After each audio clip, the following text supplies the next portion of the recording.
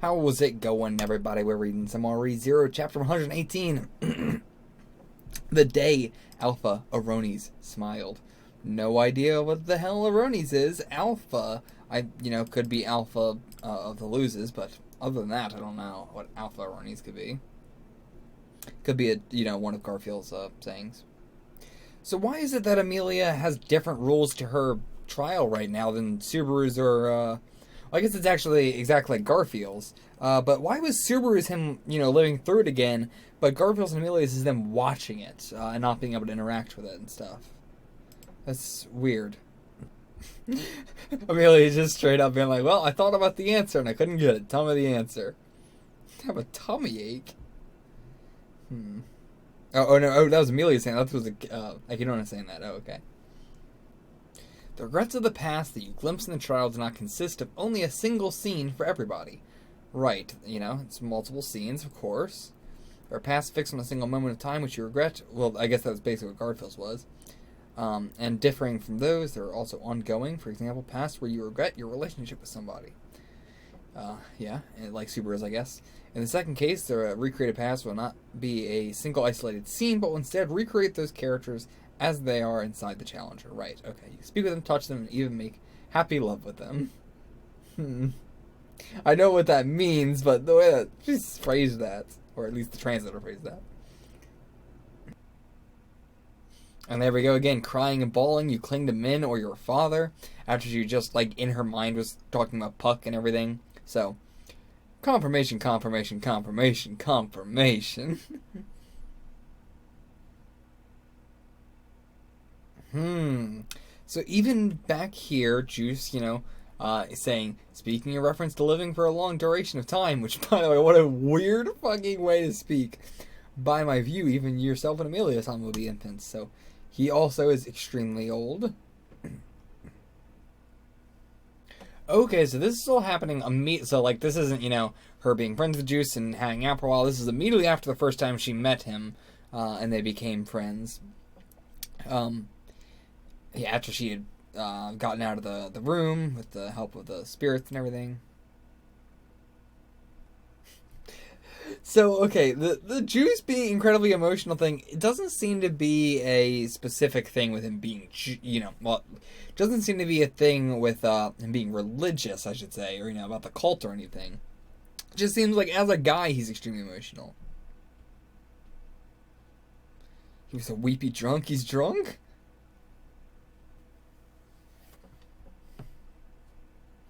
So why did Fortuna not want her to be a spiritualist? What's so wrong about that?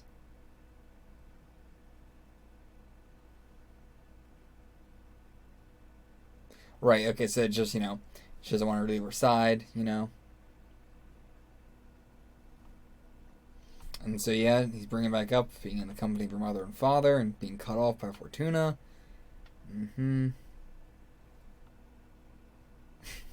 Oh, this is an amazing image. Amelia puffing up her cheeks and Fortuna just pushing on her cheeks to push all the air out. Very cute. Okay. A white young man, white skin, white hair, wears a simple shirt and pants, nothing ornate about him. Is this, Greed, right? Yes, Greed. The one it was Greed and Gluttony that attacked Rem and Krush, right? Greed is the one that's tall, white hair, right? Does have his looks, but even said he's lacking anything defining. His appearance utterly banal. Yep. Oh boy. So he's got a long thing here. What is all this about? But definitely, and the fact they're calling him man too. It was man and boy to refer to the two of them last time. God, I do. That's what I love about the archbishops and everything is how rambly they are. Because what they talk about is fascinating. I do like how coherent it is. It isn't just a bunch of, mumbling or whatever. It is all coherent, but they all are clearly unhinged. Talking about, they're meeting for the first time, and aren't you the rude one for, trying to ask for my name without giving yours? But just all of this for something so simple like that, but just really working through. It's like, I think what makes them crazy is that just they say everything their mind is thinking out loud, and what their mind is thinking is so in depth, so sophisticated as well, especially with him, with how he talks. Thoughts are very sophisticated and complex for simple things. And I love, him just acting like they're the assholes. Like, we know who he is. And so him just coming in here and being like, God, you guys are so rude. And yeah, he's just like, every little word she says, he can pick apart and find, something to say about. Okay, so Juice gets all stern. Regulus Corneus. I don't remember if that was his name or not. Regulus Corneus. Actually, what was his name? I don't think so. Okay, I'm not going to look it up just yet. We'll wait and let this play out first. So, Regulus Corneus. Okay, hold on. I'm just going to look up Greed. We got his name, right? What was his name? Okay, it was right. Okay. So, it is the same guy. Okay. We had a promise that he would be the only one involved in this affair. Okay. Okay, and now is this going to be the kid? I also don't remember his name, but Gluttony coming up. Having an argument never once before heard in this altercation comes a woman's voice. Okay. Huh.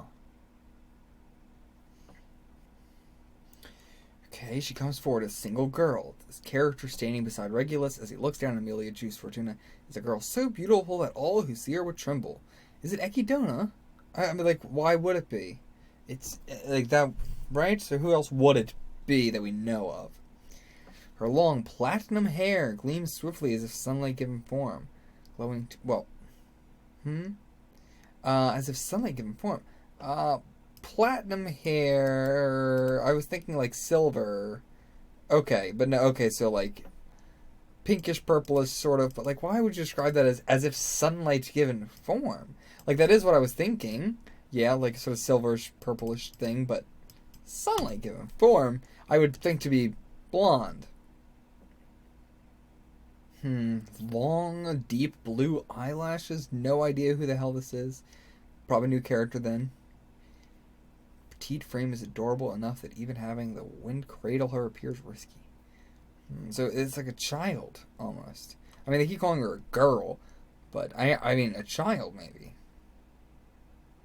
I mean, maybe not the body of a child, at least. Beatrice. Something like that.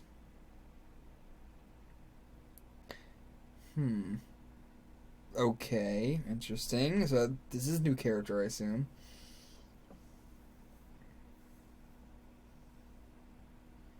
Her voice possesses an almost magical allure, binding the minds and the bodies of those who hear it. Nobody present here is capable of saying anything anymore. Okay. Why? And this girl, Fortuna's eyes blaze in fury. Like, she knows her as well.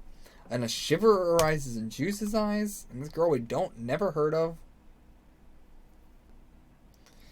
This thing is dangerous. And he keeps saying this thing. God, I love the way he speaks specifically. Specifically Regulus. He's going to be the most fascinating one when we get to a whole arc dealing with him. Which may be this arc, or arc 5, I mean. The next one coming up. Pandora-sama. Okay. Pandora. Like, I've heard the name 1,000 times, but I don't know what the exact definition actually is. What is the definition of Pandora? Okay, so Pandora was the one who opened the jar or the box, not the one who made the box or anything like that. So, but that should seem to be Amelia, right? Like, I would think that, Amelia opening up the Pandora may be what he was trying to go for, but Pandora's the one who actually opened up the box. I don't know. But we'll see how this goes. Okay. It's okay. So much mythology in ReZero, and I know nothing about Greek mythology at all. Like, so many people, I feel like almost anybody I meet knows so much about Greek and Roman mythology, and I know absolutely nothing about it. And I'm also very uninterested in it, to be fair. So it's not like a lot of people are very interested in it and they want to learn more about it, but not at all interested in it. Okay, shall we begin for the fulfillment of cardinal desire of all us witch cultists? And he screams, or Fortuna screams her name, Jesus. Okay, generate a blue magic circle before her. Oh yeah, the thing, and then she's shooting out icicles. Be impaled and apologize to my brother and the rest. Okay, so like wiped out her brother and the other people of her clan, her village. Yeah, and again, all of this is doing nothing. All of this attack that Fortuna's trying to do, all for naught. I don't know what Pandora's going to do here, but like how we're going to show that she blocked all this. So we could just not show it at all and just say that, it's mysterious. Yeah, so it's just like, I guess they're just so physically strong that it didn't even affect them. Like, a lot of times they'll, do some magic thing that stops it, but no, this is just, they're so physically strong. Their bodies are so tough that didn't even do a scratch. Okay, so Juice is just telling her to get the hell out of there, run, take the villagers, escape, which we know is not going to happen. And, like, why is this all happening so suddenly? Why the hell is he just showing up here? What was Juice doing here? Again, this is going to be a chapter where I don't have anything to really talk about here because we don't know any context for anything here. Huh, that is interesting. That, like, it works in the Scrooge, logic. They can't interact with anything. They can't talk with anybody or anything like that. They can't alter their surroundings in any way, but they do interact with the surroundings in a sense, right? If a building's there, they can't just phase through the building. It doesn't work that way. But they can't do anything to the building. They couldn't open the door to go inside. So, if these guys are fighting, if these guys are, it sounds like they're just watching a fight, like they bought some tickets to it. But, if these guys keep fighting and they fuck up the earth, then they're gonna, and that's gonna affect them as well. That's really interesting that, it does affect them in some way. They do have to still worry about the ground and just be like, oh, well, I hope they, if they try and punch me, it'll just go right through me. But if they punch the ground, then I'm fucked. It's still gonna hurt. Regulus is saying that he's here doing business, not with Betelgeuse, but with the other one. Huh. Okay, not that I would give less of a care about the founder of the witch cult. Betelgeuse, I assume is what he means. Okay, when it was some smidgen of the past contributions that landed you in the seat you're occupying. Okay, so, he was the founder of the witch cult, and now that's why he's in the seat he's currently occupying, which is what?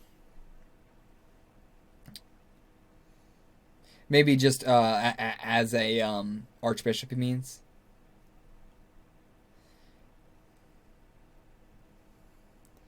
So, okay, yeah, so, like, they were chosen to their seat because of their power, maybe, the rest of them, but Betelgeuse was just chosen because of, him forming the witch cult, I guess, and so that also goes into him being the weakest of them by a long shot, as we knew, just in terms of powers and physical ability and all that stuff, so, yeah, it all ties back into it.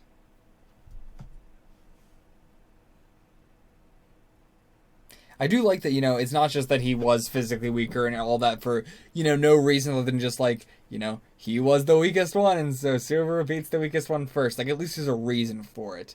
It is because, he is the only one of them that was not chosen for that reason. It's not even like he's the weakest one out of them on a scale. It's like him, then all the rest are about on the same. More or less. There's going to be different variations, but when it really boils down to it, it's just, the power scales in ReZero are Subaru level, normal person, gods. It really doesn't matter. Those are the 3 levels that matter, really. Okay, so Juice withdraws a small black box. The Pandora's box thingy. Are we actually doing that? But he promptly seems to get... Okay, so he does know what it is. I mean, he said that's... Well, so of course. He's showing shock for the first time. Interesting. Yeah, I would not expect that. I thought even in this he was going to be like, but even if you have that, blah, blah, blah, it'd still be cocky, but no. Your hands have also held it once before. His compatibility with it is none. So you have to have compatibility with it, whatever the hell this is, but he has no compatibility with it. Is that why he goes so crazy? Is that why, he acts nothing like he did back here? It also serves for the sake of junctures such as these. What the hell is this thing? And they're calling him Cardinal. Is that instead of Archbishop? Or is that... is this a translation thing, versus translation chickens in the anime and witch cults? Or are they actually calling him... did they call... Well, I can't control F because this document is so goddamn long. But, I don't want to spoil myself by seeing something below. I don't know if that's a thing or not. Somebody let me know, please. Is this Cardinal, is that Archbishop, or is that a separate seat that he has? Is that what they were talking about? And has it changed over time, I guess? Either way, let me know. Thanks.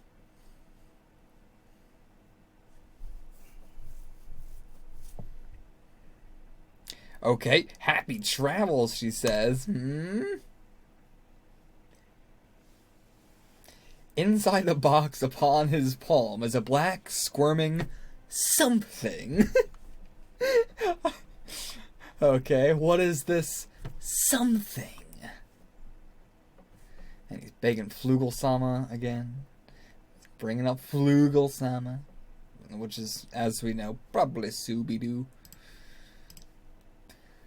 Okay, so they keep calling it this something. Stop calling it a something. He presses both the dark something and the box under his chest. Instantly, the something snaps onto Juice's body like droplets of water.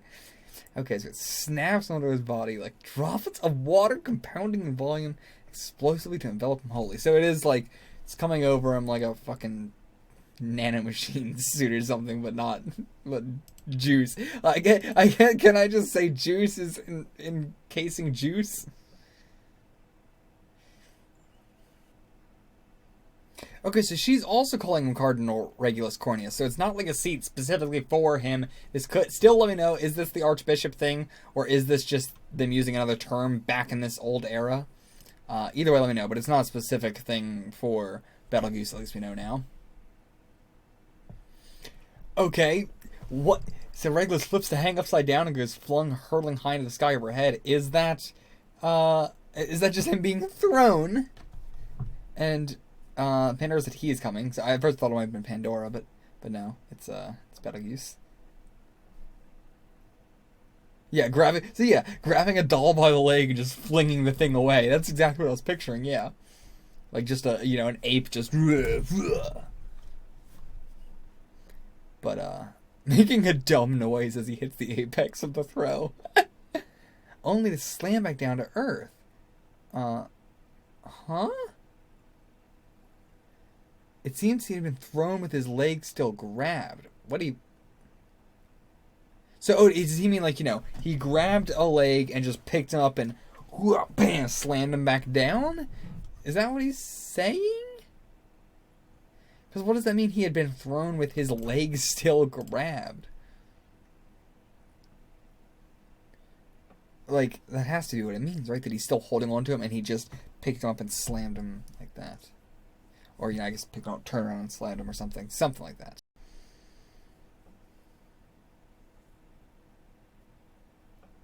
Okay, so now he's trapped under a tree. Well, that worked out. Okay, so he's not shrouded in the black something anymore. And is this a picture, by the way? Is he using a picture of these words? I think he is. These are a picture. Maybe. But anyway, yeah, he's not juice. This man is Betelgeuse Romane Conti. I will not allow you to pursue them. You shall pass no further. Okay, so, back then, even now, Love Unchanging is our next title or chapter. But, okay, so we're seeing that this is how he lost his mind, this black something, this liquid something. The Pandora's box that was not opened by Pandora, but opened by Betelgeuse. I assume, Pandora's box, what else would it be? So, okay, again, doing the thing of, we're not following Amelia's past, we're gonna stick around and watch this fight first. The thing we keep doing whenever we do a flashback, where it's like, we could follow these people, but before we follow who the flashback's actually about, let's watch this cool fight. But yeah, so, this might be Unseen Hand that he was using just then. That could have been it. And why, Regulus didn't see it coming. Probably. Other than that, again, there's so little context for anything else. I don't know what the fuck I can say about it. It all happened, and I'm waiting for context for it, but